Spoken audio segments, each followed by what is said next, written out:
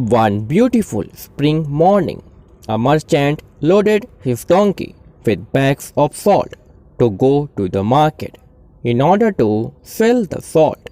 The merchant and his donkey were walking along together. They had not walked far when they reached a river on the way. Unfortunately, the donkey slipped and fell into the river.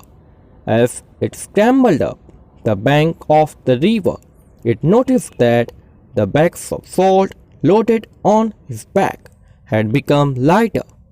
There was nothing the merchant could do except return home, where he loaded his donkey with more bags of salt. As they reached the slippery river bank again, the donkey fell into the river, this time deliberately.